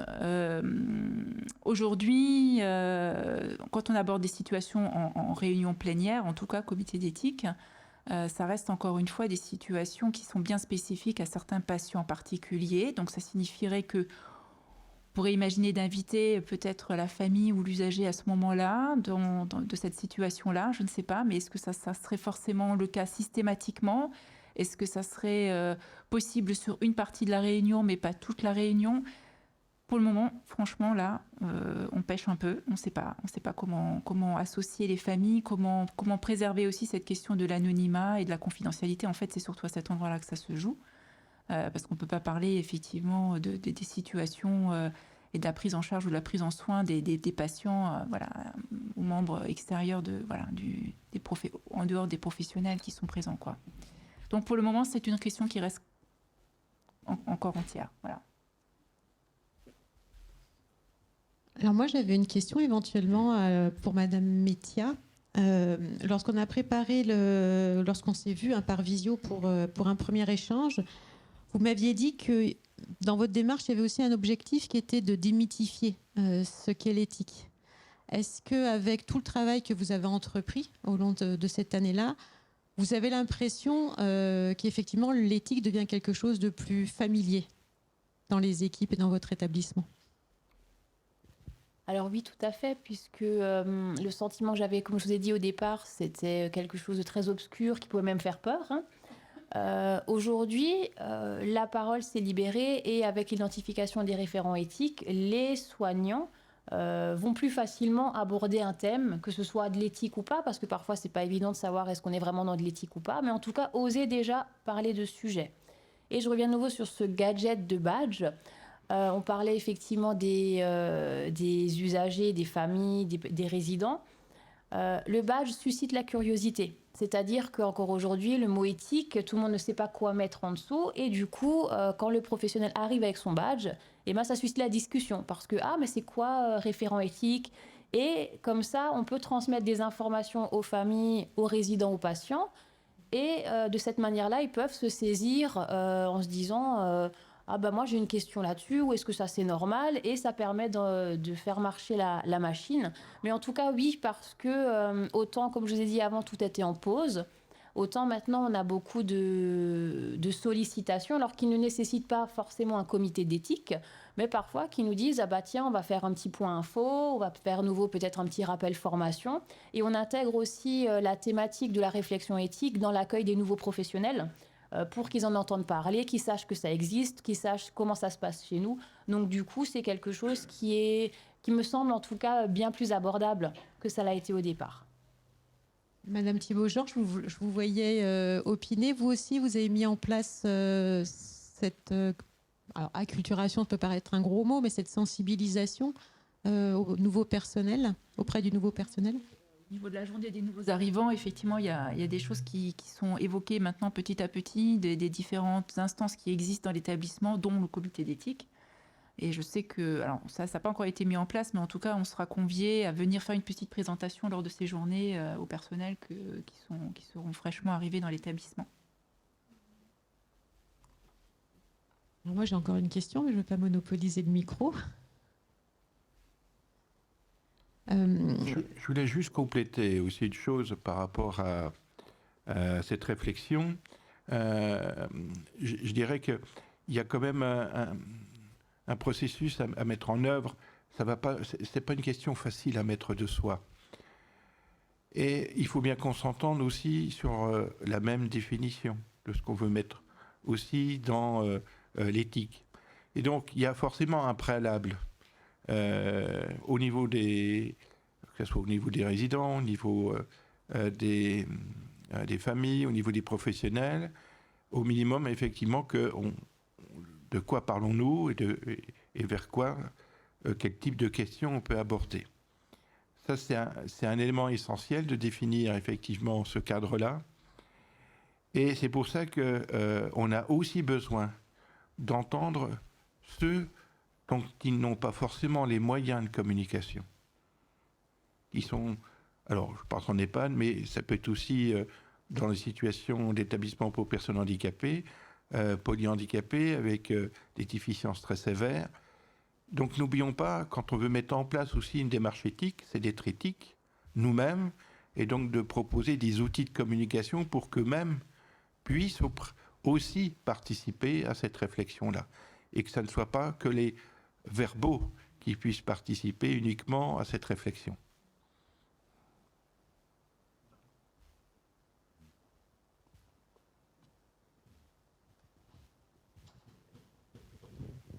Alors, on a dit ce matin que quand les professionnels étaient, on va dire, bien traités, ils avaient plus de facilité pour être bien traitants vis-à-vis des personnes. Pour que le personnel soit bien traité, ça voudrait dire qu'il y ait aussi une réflexion éthique au niveau managérial. Et donc, je voudrais savoir si, au niveau des institutions, il y a aussi une réflexion éthique qui se passe au niveau managérial pour voir comment on bien traite ou on ne maltraite pas le personnel pour qu'il puisse bien faire son travail. Alors, je prends juste la parole en tant que je dirige, donc c'est une question qui peut être centrée aussi vers moi. Pour ça, comme je vous disais, il faut des outils. Et il y a un outil de l'HAS, j'en reviens toujours à ça, mais qui date de 2012. Vous avez tout un plan d'évaluation de la qualité de vie au travail, de ces questions-là, qui est tourné aussi bien sur le salarié dans sa pratique au quotidien, qu'il y a aussi une évaluation pour l'encadrement, qui, elle aussi, parce qu'on pense toujours en premier lieu aux intervenants de terrain, mais il y a aussi la partie encadrante. Et il y a également tout un questionnaire qui est dédié. Et c'est important, effectivement, d'y consacrer un petit peu de temps. Derrière, il faut avoir un minimum de taux de réponse pour qu'il y ait de la cohérence. Mais c'est important qu'à partir de cette analyse-là, on puisse effectivement construire un plan d'action. Voilà, à chaque fois. Donc on en revient à chaque fois à une méthodologie qu'on utilise, qu'on peut trouver assez facilement aujourd'hui parce qu'on a des supports sur Internet qui sont très bien faits. En particulier, je pense aux supports qu'on peut trouver au Canada, où là-dessus, ils ont beaucoup plus d'avance que nous en termes d'approche. Et ces outils-là nous permettent d'avoir des éléments de réponse, nous, en tant que managers. Voilà. Oui, peut-être juste pour compléter, tant que ma voix est encore là. Je pense qu'effectivement, il ne peut pas y avoir une démarche de réflexion éthique si elle se limite simplement à une interaction entre le soignant en difficulté et un soigné qui pose problème. C'est peut-être la meilleure évolution du référentiel HAS, c'est effectivement d'avoir mis un focus bientraitance et éthique, enfin surtout éthique, en pointant bien la responsabilité de la structure elle-même. C'est-à-dire que on ne peut pas envisager une réflexion éthique qui se limite simplement à la mise en place de comités et de réflexions ponctuelles sur des situations. Ça passe nécessairement par une réflexion qui traverse complètement l'établissement et qui est surtout portée, enfin ce que j'avais déjà dit ce matin, que je redirai tout à l'heure, il faut que ce soit porté par l'institution, sinon les valeurs ne peuvent pas comme ça émerger toutes seules et surtout totalement dissociées du contexte d'organisation et de moyens qui se met en place. Une réflexion éthique, ça traverse l'établissement et ça se concrétise effectivement, et parce que c'est le but, ça se concrétise dans une réflexion sur la situation du résident dont on veut améliorer la situation. Mais il faut vraiment que ça traverse. Voilà, ça c'est une chose. Et puis par rapport à ce qui avait été dit tout à l'heure sur l'intervention des usagers, alors je redis aussi un peu ce qui avait été dit, mais je suis tout à fait d'accord. Autant l'usager, les familles, l'usager entendu comme résident et proche et famille, n'a certainement pas vocation à entrer comme ça dans la réflexion éthique sur une situation particulière. Par contre, je pense qu'il faut impérativement inclure les usagers dans des réflexions globales sur les valeurs de l'établissement. Par exemple, enfin c'est un exemple qui me tient à cœur, c'est l'utilisation des contentions dans un établissement qui, comme vous le savez en France, n'est réglementé par rien, donc totalement illégal, et dépend uniquement d'une vision personnelle d'un établissement à un moment donné, en fonction de ses capacités. On ne peut pas réfléchir la chose de la même manière si on a une structure sur un étage où tout le monde voit tout le monde en permanence, ou 3 étages avec une aide-soignante qui fait les 3 étages en permanence. C'est pas la même chose, mais il faut à un moment ou à un autre qu'il y ait une réflexion, et je pense qu'il est tout à fait utile d'y inclure les usagers pour qu'ils comprennent également quels sont les enjeux et puissent participer effectivement de la réflexion globale. Alors, je voudrais juste réagir. Tout à fait d'accord sur le fait qu'il faut que ça soit effectivement une volonté de la direction, commençons par là, pour qu'effectivement, si on veut qu'elle soit transversale dans l'ensemble de la structure, et il faut qu'elle vienne de là. J'ai juste un petit bémol pour les contentions. Normalement, il y a une prescription médicale. Mais bon, peut-être qu'ils n'ont peut-être pas l'utilisation. La prescription médicale, c'est pas la loi, hein. Ça, c'est très clair. Ça a été très bien montré dans la psychiatrie où ça a été légiféré. Dans ce cas-là, il y a un juge des libertés qui intervient. Pour l'instant, les contentions se font hors cadre légal en France. C'est pas le cas en Allemagne où il y a un juge des libertés qui intervient pour toute contention, quel soit le moyen.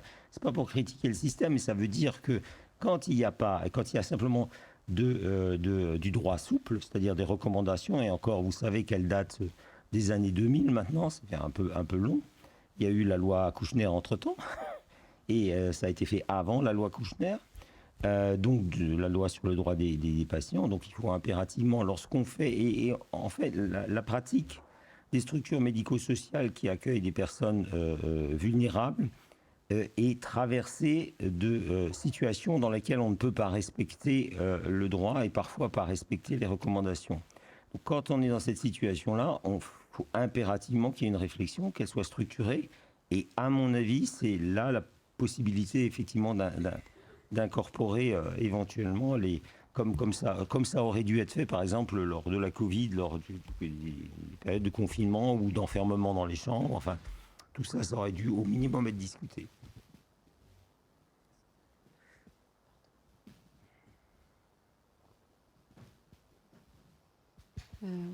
Bonjour ou rebonjour, merci pour vos interventions. J'avais une petite question pour Madame Métia. Vous avez parlé des référents éthiques et que leur mission avait pu être clarifiée lors de la semaine éthique et bientraitance. Alors peut-être que vous l'avez développé et que ça m'a échappé, auquel cas je m'en excuse, mais est-ce que vous pourriez expliquer un peu du coup quelles sont leurs missions dans les différents services? Merci. Alors, comme dit les référents, tous les membres du comité d'éthique, donc du coup les référents éthiques des services, ils ont eu une formation complémentaire par rapport aux autres professionnels ou au public, où on est allé plus loin dans la démarche éthique, dans le fonctionnement. Et du coup, le référent éthique, ça va être la première personne, grosso modo, qui va réceptionner un besoin, une question, une problématique identifiée par l'équipe, par un membre de l'équipe, par un résident, par une famille. Et en fait, le référent éthique ensuite va en aviser ce qu'on appelle, nous on a fait un comité éthique restreint, composé de 3-4 membres du comité éthique pour recevoir ce sujet-là et le creuser un petit peu et voir si ça nécessite réellement un comité d'éthique ou alors est-ce que la réponse elle est dans la loi, est-ce que ce n'est pas un sujet éthique mais autre. Donc voilà, vraiment le référent éthique c'est un lien. Il fait aussi remonter les informations quand on fait des comités d'éthique, on va dire plus habituels comme vous. Maintenant, 3-4 fois par an, on se réunit sans forcément qu'il y ait une situation problématique, mais pour échanger sur les sujets d'actualité ou les décisions prises dans l'établissement. Et du coup, le référent éthique fait aussi remonter dans les services, auprès des équipes, les informations, les échanges qu'il y a pu y avoir comme, durant ces réunions-là. Donc, c'est vraiment une personne ressource pour l'équipe, mais une personne ressource aussi pour le comité d'éthique, pour qu'on puisse faire du lien ascendant, descendant. Voilà. Bonjour, merci beaucoup pour vos interventions. Moi, je suis néphrologue au CHU de Strasbourg et je fais partie de l'unité d'éthique clinique du CHU de Strasbourg. Et j'avais une question pour Madame Métia et une interrogation pour tout le monde. Il y a beaucoup d'intervenants qui ont dit pendant le Covid, tout s'est arrêté. J'ai entendu ça plusieurs fois depuis le début de la journée, alors que finalement, pendant le Covid, on était dans une situation de grand écart éthique avec des questions de triage et ça n'a jamais été aussi tendu. Je pense que la population générale s'est rendue compte que le triage avait toujours existé. Par exemple, il y a eu les confinements des personnes âgées, il y a eu les fins de vie sans famille, etc. Et nous, au CHU Strasbourg, en plus de l'unité d'éthique clinique qui fonctionnait depuis quelques années, depuis 10 ans, il y a eu un autre comité qui s'est créé avec professeur Dagnon, qui est psychiatre, et qui a créé une sorte de cellule covétique pour recueillir les saisines spécifiquement liées au Covid. Par exemple, une famille qui appelait pour dire ma maman démente de 76 ans n'a pas eu de place en réa, ou des choses comme ça. Et donc, c'était le soir, c'était, je ne sais plus, une fois par mois, ou c'était pas une fois tous les 15 jours, je ne me souviens plus très bien. Mais moi, ça m'a aidée, même si c'était un peu un doublon par rapport à l'unité d'éthique clinique, ce n'était pas clair son positionnement.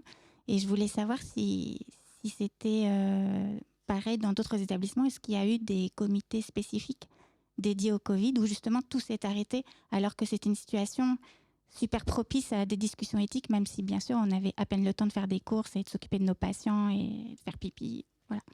Et ma deuxième question, c'était qu'est-ce que disaient les messages dans l'arbre, des petits messages comme les tanzaku des Japonais, c'est les patients qui écrivaient, ou leur famille, ou des petits arbres à messages. Voilà, je ne sais plus comment ça s'appelle. L'arbre de la bienveillance. Donc sur les feuilles des arbres, c'était uniquement pour les professionnels. Et du coup, comme dit, c'était un mot, un dessin en lien avec la question comment ça se traduit dans votre pratique professionnelle, la bienveillance. Voilà. Voilà, il y avait une question de base et après, les professionnels écrivaient ou dessinaient ce qu'ils ressentaient en lien avec ça. Et par rapport à votre question autour de la réflexion éthique, moi, je n'étais pas dans l'établissement à ce moment-là. Mais quand je suis arrivée, du coup, je suis allée chercher, je suis allée fouiller. Donc déjà, il n'y avait plus de traces écrites de rien. Le temps s'était arrêté. Et en échangeant un petit peu avec les collègues qui étaient encore là quand je suis arrivée, malheureusement, c'était beaucoup le nez dans le guidon. Et beaucoup de temps de gestion justement de crise parce que chez nous dans l'établissement, c'est vraiment le comité d'éthique est vraiment impulsé par l'équipe de direction. Et l'équipe de direction était vraiment dans le quotidien de la gestion de l'astreinte, des absences, des difficultés avec les familles. Et même s'il y avait certainement du questionnement éthique au quotidien quand les gens s'en parlaient, mais ce n'était pas des choses formalisées, ce n'était pas des temps où on se posait et on se disait, voilà, on en est là, quelle décision on prend. Ils n'en étaient pas à ce stade-là. C'est pour ça que ça... il y a certainement de l'éthique sous une autre forme qui a dû être mise en place, mais en tout cas, pas comme on le connaît aujourd'hui et pas sur des réels temps dédiés. C'était vraiment dans le quotidien, dans l'échange, dans les couloirs, dans les chambres, entre échanges entre deux professionnels. C'était en tout cas chez nous davantage comme ça. Même si effectivement, et je pense que c'est pour ça qu'on a pu beaucoup sensibiliser les gens aujourd'hui, tout ce qu'on a pu vivre, ça a ravivé des choses, ça a donné un besoin, une nécessité de donner du sens à ce qu'on a fait, pourquoi on n'a pas fait. Vous parliez du tri, alors à l'EHPAD, on a eu de la chance, chose du bois, il n'y avait pas eu de soucis de trop à ce niveau-là. Mais effectivement, moi, j'ai vécu le tri à cette période-là en tant qu'infirmière pompier. Et effectivement, je pense qu'a posteriori, pouvoir maintenant réfléchir les choses, poser les choses, donner du sens et sortir peut-être ce qu'on a gardé au fond de nous et qui a aussi besoin de sortir, même si, comme dit, ce ne sont pas des groupes de parole, mais malgré tout, dans les comités d'éthique, dans les échanges éthiques, on parle de soi-même, on sort ce qu'on est, hein, nos valeurs personnelles, nos valeurs professionnelles. C'est des choses qui ont eu des conséquences derrière, mais aujourd'hui, je les trouve positives, en tout cas, ces conséquences.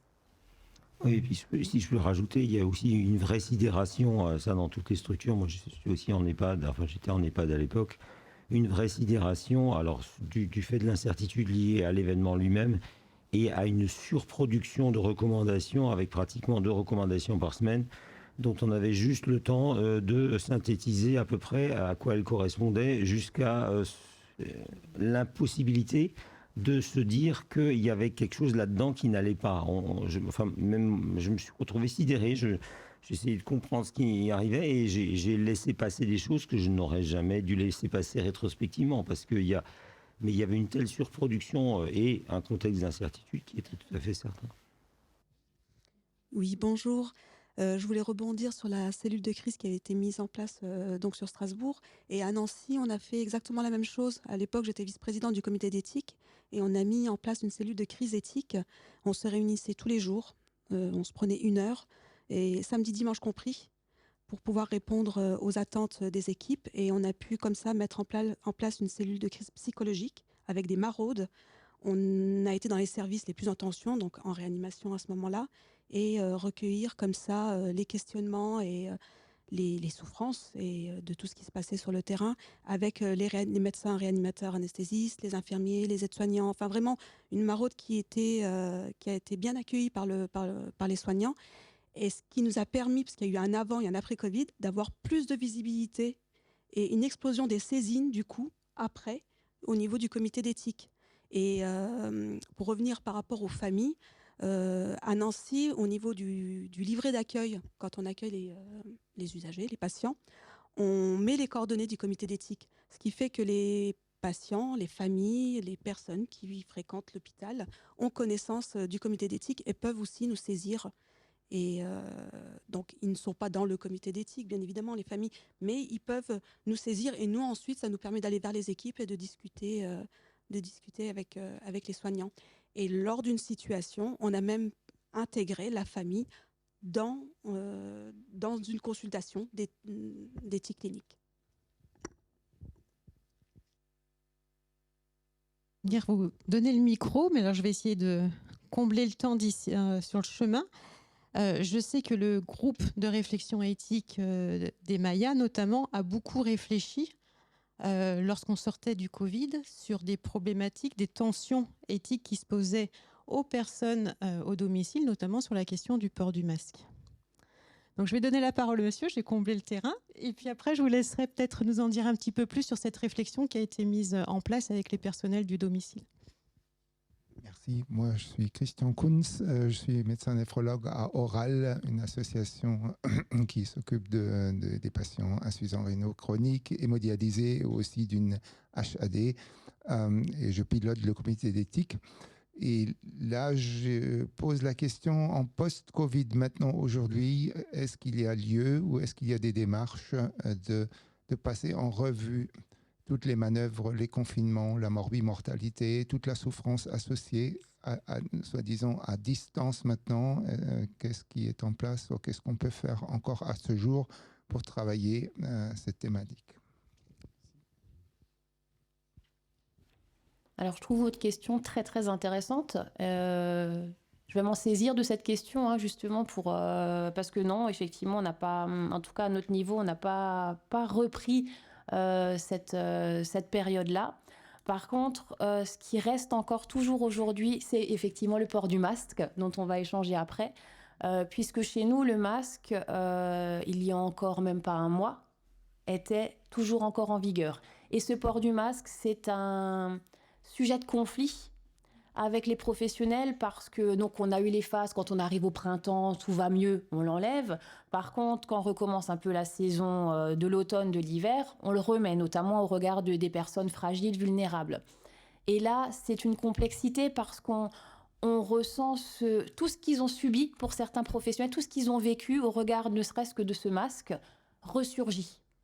Et donc, il y a effectivement tout un accompagnement. On ne peut pas se dire, eh ben voilà, maintenant on a eu 4 cas de Covid, on décide, on remet le masque. C'est beaucoup trop violent pour eux. Alors, c'est vrai qu'on n'en a pas rediscuté, mais je trouve que c'est une très bonne idée de pouvoir reposer ces choses-là avec les professionnels, réfléchir ce qui s'est passé, même si au regard du turnover, il reste non plus tant de professionnels que ça de l'établissement, mais il y en a quand même. Mais c'est vrai que ce port du masque, avec ce que vous dites là, ça résonne vraiment beaucoup parce que je ne sais pas si c'est pareil aussi dans vos structures, mais nous en plus, comme on a la part sanitaire, c'est vrai que le masque, on est beaucoup plus rigide dessus. C'est vraiment quelque chose qui aujourd'hui est difficile à remettre en place pour les professionnels, même s'ils comprennent le sens, ils ne sont pas contre ça. Ils sont contre cette sensation de... C'est presque une punition maintenant, c'est presque un fardeau de mettre le masque. Et c'est se questionner maintenant, mais quel sens on donne à ce masque, comment on accompagne. Voilà, donc merci pour votre intervention parce que maintenant je vais cogiter. Moi j'avais une réflexion à faire à propos du Covid. Je suis ancien praticien hospitalier et c'est vrai que pendant le Covid, après je participais aussi à l'aumônerie. En fait, tous les aumôniers d'Alsace ont été interdits de bosser, sauf 2. Celui de Haguenau, ou celle de Haguenau, qui n'a jamais autant bossé de sa vie, et l'aumônier militaire qui était à Mulhouse, et peut-être encore au diaconat. Mais tous les autres avaient interdiction de bosser. Je vais juste compléter, il y a eu quand même vraiment une réflexion au décours, notamment... des espaces de réflexion éthique régionaux et notamment de leur confédération nationale qui ont sorti un rapport pour essayer de sortir un peu tous les dilemmes, rapport Panthère, qui a servi un peu dans la réflexion ultérieure. Donc il y a eu cette réflexion-là de façon tout à fait importante. Et je rebondis également sur cette histoire de masque, puisque j'ai eu un contact avec un médecin du côté vosgien, dans le département des Vosges, qui m'expliquait que dans son EHPAD, il y avait eu une notification régionale, c'est-à-dire que tant qu'il y avait une alerte au niveau du Grand Est, ils étaient obligés de porter le masque. Et ce type de mesures, qui sont des mesures non ciblées, dans laquelle il n'y a aucune réflexion sur le bénéfice et le risque, parce que s'il y a une épidémie en Alsace, il n'y en a pas nécessairement de l'autre côté des Vosges. Ça, je crois que c'est plus acceptable. Et on comprend bien qu'à ce moment-là, lorsqu'il y a ce genre de mesure qui est faite, comme lors du Covid, mais là on le comprend mieux dans une situation de crise où on a obligé les Bretons à fermer leurs EHPAD alors qu'ils n'ont pas eu aucun cas de Covid pendant tout un temps. Ce genre de mesure, je crois là, actuellement, ne doit plus être accepté et surtout être réfléchi, parce que si on veut espérer que les soignants adhèrent à ce genre de mesures, il faut qu'ils les comprennent et qu'il y ait du sens. S'il n'y a pas de sens, ça ne marche pas.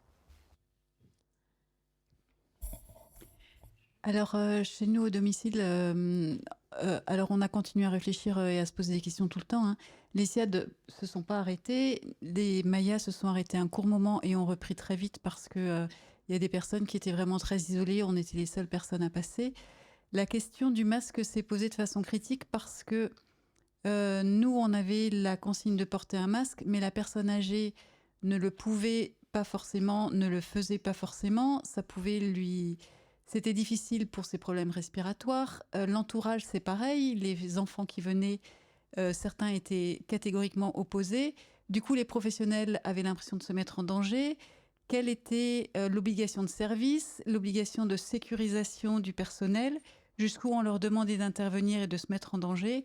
Ça a été houleux, difficile, compliqué, et tout du long, en fait. Et ça continue à l'être aujourd'hui, quand des personnes sont malades et ne veulent pas porter le masque, ou quand les professionnels sont malades, qu'elles vont chez la personne, alors quand elle a des troubles cognitifs et qu'elle ne reconnaît pas bien, elle ne sait plus si elle doit laisser rentrer le professionnel ou pas, elle ne sait plus qui c'est, etc. Ça complique vraiment les choses. On a essayé les masques en plastique où on voyait la bouche pour aussi ceux qui lisaient sur les lèvres, mais en fait c'était plein de buée, ça déformait le visage encore plus et ce n'était pas du tout adapté. Donc ça a été des questions résolues vraiment au cas par cas, systématiquement.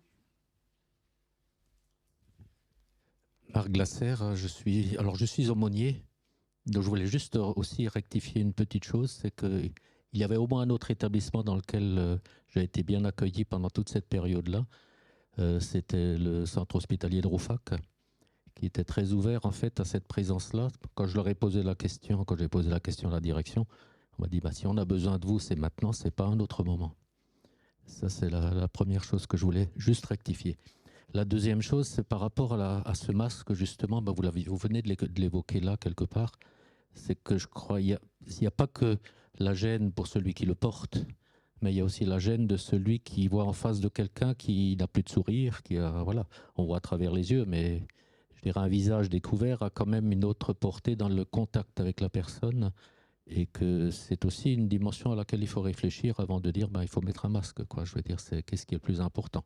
Le contact humain qu'on peut avoir avec quelqu'un qui est, déjà... moi, je me souviendrai toujours de la réflexion d'une personne que je visitais qui me disait, mais écoutez, moi, j'en ai rien à faire que d'avoir 2 mois ou 3 mois de moins à vivre. Si ces 3 mois, là, je dois les vivre en souffrance, à plus voir personne, à plus... Voilà. Où est la souffrance ?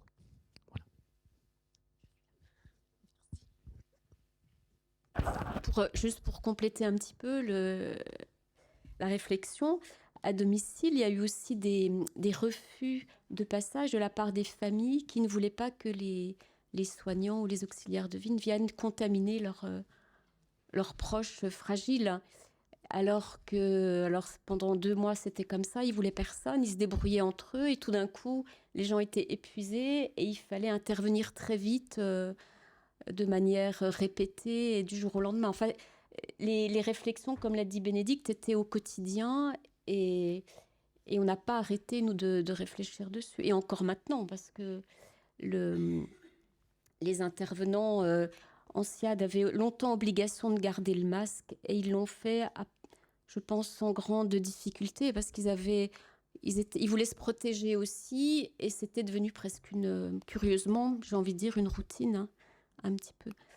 Mais je crois qu'il faut, comme on l'a dit tout à l'heure, vraiment réfléchir au cas par cas, famille après famille, chez certaines personnes, oui, chez d'autres, à moins d'une grande contamination et une sidération comme on l'a vécu, là, bien sûr, c'est différent. Juste encore un élément, au domicile, ce qui s'est posé aussi, parallèlement au masque, c'est les personnes qui avaient des troubles cognitifs et qui sortaient de chez elles sans autorisation, sans leur papier, qui pouvaient sortir plus loin qu'1 kilomètre, et qui se faisaient arrêter par la gendarmerie. Chez certains, on a retrouvé des amendes impayées, mais ils ne pouvaient pas comprendre, en fait. Ils étaient vraiment au-delà de toutes ces règles-là. Et donc, quelle information on donnait aux municipalités, par exemple, ou à la gendarmerie pour les appeler à de la bienveillance ou de la compréhension vis-à-vis de ce public-là. Et voilà, par rapport à la confidentialité, qu'est-ce qu'on pouvait transmettre comme information, pourquoi, comment, jusqu'où, c'était une question qu'on s'est aussi posée pour un certain nombre de personnes. Je voulais juste dire que j'étais représentante des usagers et que j'ai trouvé très intéressant votre questionnement autour de présence ou pas des familles dans les réflexions éthiques que vous pouviez avoir. Et je me suis demandé, ou peut-être c'est une idée, que les représentants des usagers peuvent voir en amont les familles dont la situation va être présentée ou discutée et représenter la part de la famille. Comme ça, peut-être que c'est plus doux, c'est plus facile. Et donc voilà, je partage avec vous l'idée qu'il pourrait y avoir. Et ça donnerait aussi une visibilité intéressante aux représentants des usagers parce que ce n'est pas encore facile dans toutes les structures. Est-ce que quelqu'un veut rebondir sur cette proposition ?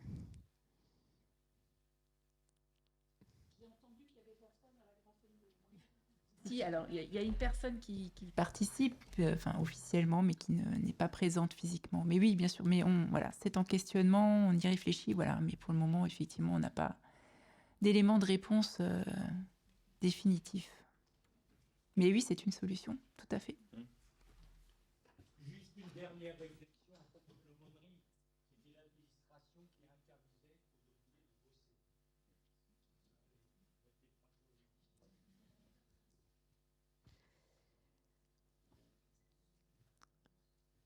Alors, s'il n'y a plus de questions, je vais peut-être boucler cette table ronde. Vous précisez que effectivement les supports qui vous ont été présentés vous seront envoyés. Donc, j'ai noté aussi quelques demandes supplémentaires. Et un document ressources vous sera également transmis. Donc, c'est un document sur lequel qui a été préparé notamment par la personne du SRA et de la HAS, qui va être un petit peu complété pour vous donner des références, on va dire peut-être techniques, administratives, et puis aussi 2 ou 3 lectures si vous en avez envie. Voilà. Donc ça partira avec ou un peu en décalé d'avec le diaporama de cette journée.